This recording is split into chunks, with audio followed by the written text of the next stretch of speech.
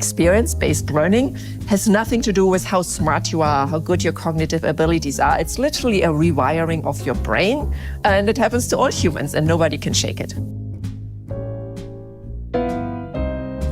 Economics relies heavily on some basic assumptions about how people react to financial situations. But real people in the real world often deviate from those traditional economic models. And when they do, economists need to understand why. And these other explanations are tightly linked to us being humans, to not work like this perfect computer, which perfectly uses all the information that's provided to come to the correct conclusion. People might not get that exactly right. They might have limited attention. People might be making mistakes. My name is Ulrike Malmendier, and I'm a professor of finance and a professor of economics here at UC Berkeley. I also serve on the German Council of Economic Advisors to the German government. Malmendier is a behavioral economist whose innovative research has shown that people's financial decisions are heavily swayed by their past experiences. She sat down with journalist Rhoda Metcalfe to discuss how behavioral economics is helping the field of economics keep up with the times. Traditional economic theory tends to assume that people always react in the same way to an economic opportunity. But behavioral economists like yourself say that's not how it works. People are not consistent. They're actually driven by a lot of psychological factors that economists need to consider. Can you talk about that? Yeah, I'd love to. The most recent wave of behavioral economics tries to emphasize that we are living, breathing organisms who change over the course of our life, who, if we have good or bad experiences, our willingness to take risk will change over our lives. And that's, of course, scary for an economist who just wants to study data and doesn't want to mess around with different assumptions. But it will make it more realistic. And the good news is we have a lot of evidence from neighboring STEM fields, whether it's cognitive science, whether it's psychiatry, neuroscience, biology, medicine. There's lots of evidence we can actually start incorporating into our models, and that will help us to better understand why the same stimulus might lead to a very different reaction, whether you look pre or post great financial crisis, pre or post pandemic, or whatever experience you want to look at. Right. So it helps to solve the conundrum that sometimes your data doesn't always follow the same route that you expect. Exactly. And of course, the hope is it does so in a predictable way. You know, just before the financial crisis, the young people have mostly seen good outcomes and might be too optimistic in their attitudes and beliefs, say housing. They might think house prices will just always increase no matter what. Older generations are maybe a little bit wiser because they've seen more ups and downs. Now the great financial crisis hits, in particular the mortgage crisis hits, that hugely affects how the younger generation looks at the value of being a homeowner, for example, right, and should drastically change them and make them, more cautious about absolutely having to buy a home, maybe waiting a little bit for wealth accumulation and not go for the most risky type of mortgage financing. So can you give me an example of a behavioral economics concept or theory that traditional economics would not explain? Yeah, if I can start from work I've done on overconfidence. Okay. So for years and decades, researchers have wondered why so many CEOs, successful CEOs, go out and go on an acquisition spree and try to acquire companies which maybe even work in industries they're not so familiar with. But somehow, in particular, successful CEOs tend to think in many circumstances that, they were super successful in their own company. They raised the market valuation of their company. Why not take over that other company and do the same? They get a little bit convinced that everything they touch turns into gold.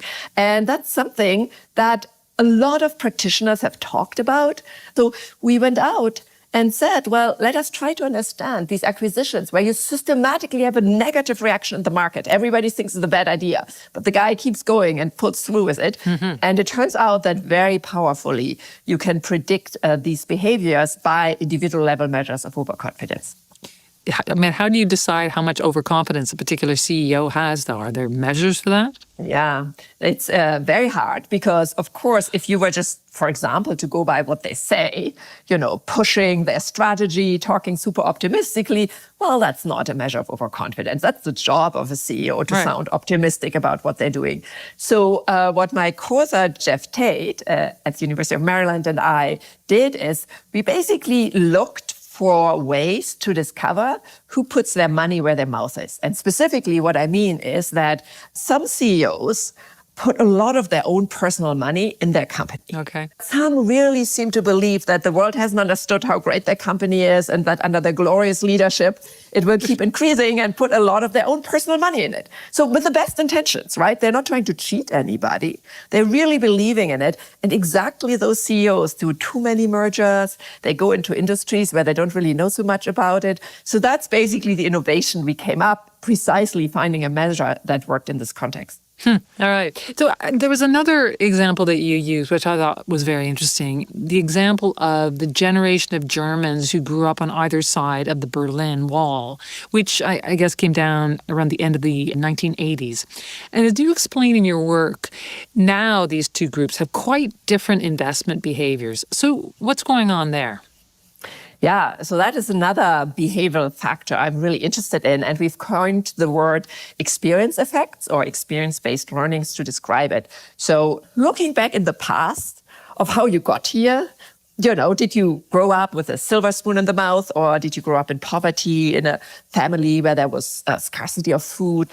Will have a lasting impact on you. That will affect you, that will affect your brain, that will rewire your brain. And these kind of experiences stay with you. So if you compare two people who look exactly the same today, same job, same prospects, same wealth, etc., how they got there, their past experiences, has a huge influence on their financial decision, on their labor choices, on everything. Now, the good thing in the East-West Germany example is that after the reunification, East and West Germans pretty much live in the same world and have the same institutional environment.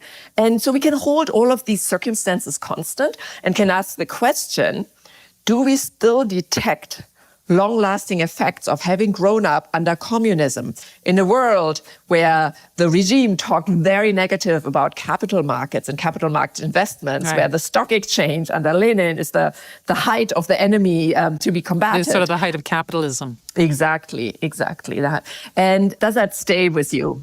And that's precisely what we found. People who grew up in the GDR in East Germany who often reported, look, I was protesting against the regime. I went on the streets. I was part of these demonstrations. I risked my life to get to change. And yet I have to admit that what I was exposed to in terms of propaganda, in terms of view of the world, it's kind of staying with me. I can't shake it easily. And that's kind of what we find with respect to stock market investment and attitudes towards capital markets and stock market more generally. There's a much more negative attitude and much less willingness to invest in capital markets compared to West Germans. What's super interesting is that it's colored by how you experience your life in East Germany. Right. If you had a pretty good life in East Germany, for example, they were pretty good at sports. There was lots of subsidization and actually doping to achieve like gold medals in the Olympic Games and so on. And if you lived in a village or in a city where there were celebrated sports stars, that was just one example of having a somewhat good life, then you definitely stick to the old ideology. If instead you really suffered under the old regime, there was, for example, terrible air pollution. If you lived in one of these areas that was affected, or you lived in a traditionally religious area, and religion was, of course, suppressed, then you really had your reservations against that communist regime. And as a result, now you're embracing the change. And you're much more ready to say, market economy is good. I love stock market investment. I'm ready to do this. Right. So if you didn't do well under communism, you're more likely to be invested in the stock market than if you had a good experience. Exactly. And what is important to emphasize is we're not necessarily talking about doing well under communism or not financially, like whether your wealth was good or bad. No, it might have been physically, it might have been culturally, and yet it translates into these financial decisions. Right. Interesting. You use the example of Henry Wallach, who was a member of the U.S. Federal Reserve Board. And you argue that his experiences in his youth had a big impact on the kind of policy decisions that he made later as a federal leader. So why do you use that example? What I love about this example is that it conveys very well a second important point about behavioral economics, namely that people often thought that these deviations happen only, to the average consumer or the average investor, the person on the street. A smart person, somebody who gets a PhD in economics, teaches at Yale and rises the rank at the Federal Reserve, would surely not make these type of behavioral biases. And in fact, we see that nobody can shake them. Even somebody like Henry Wallach, who had a most successful career as an economist in the US after having, being born in Germany in 1914, grown up and seen in his youth the Weimar hyperinflation, then left with his family for ultimately the US.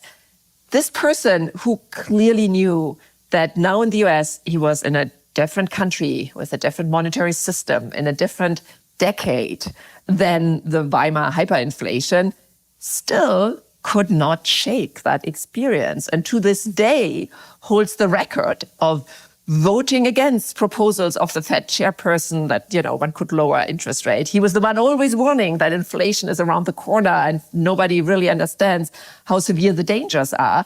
And so it's not a big jump to think, probably he was quite scarred by what he personally experienced in Germany. So he is just a really good example for illustrating how these biases, in this case, experience-based learning, has nothing to do with how smart you are, how good your cognitive abilities are. It's literally a rewiring of your brain that happens to humans, and it happens to all humans, and nobody can shake it. Wow.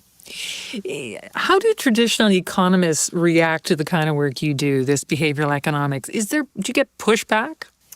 Yeah, in particular, this last aspect we are talking about, that even people who are very smart, very successful, that they still are subject to biases, systematic biases. I started off working on things like CEO overconfidence, and I definitely felt the pushback. People would look at me and say, well, I interview CEOs, I talk to CEOs, I work with them. They're very smart.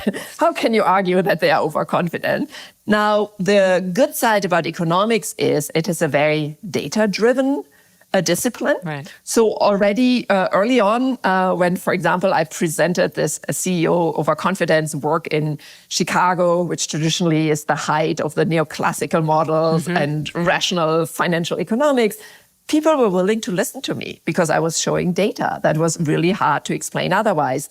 And I have to admit, it was helpful that we had the great financial crisis. I'm not sure whether my work on depression babies and learning from inflation experiences would have landed so well and would have been published so well if people hadn't realized, well, something is deeply wrong with the models we have been using so far. So again, being a data-driven science is really helpful if you come to the table with a very disruptive new way of looking at things. Right. Okay. So finally, do you think that including behavioral economics in mainstream economic models could affect broader issues like, inequality, for example? Yeah. So in the case of experience effects, it directs the attention towards differences in individual people's histories.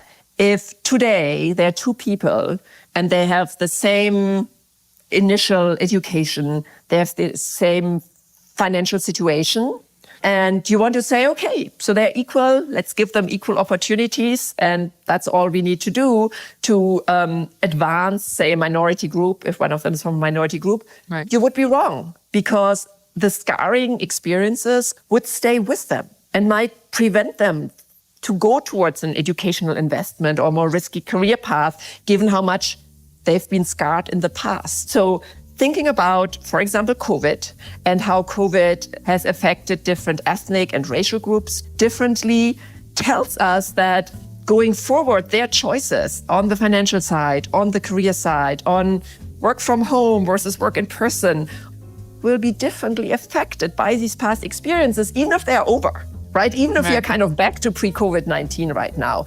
And so automatically experience effect says differences in past experiences need to be taken into account. And those are, of course, crucial in terms of addressing inequality. It's not enough to give the same opportunities right now.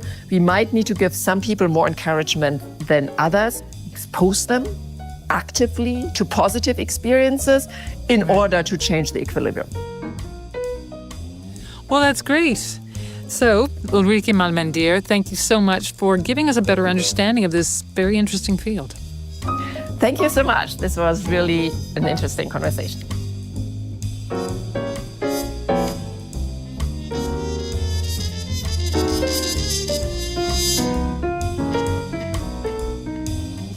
Again, that was economist Ulrike Malmendier speaking with journalist Rhoda Metcalfe. Look for Malmendier's article on behavioral economics in the March issue of Finance and Development magazine. And look for more IMF podcasts wherever you get your podcasts. You can also follow us on X, what used to be Twitter, at IMF_podcast. I'm Bruce Edwards. And I'm Rhoda Metcalfe. Thanks for listening.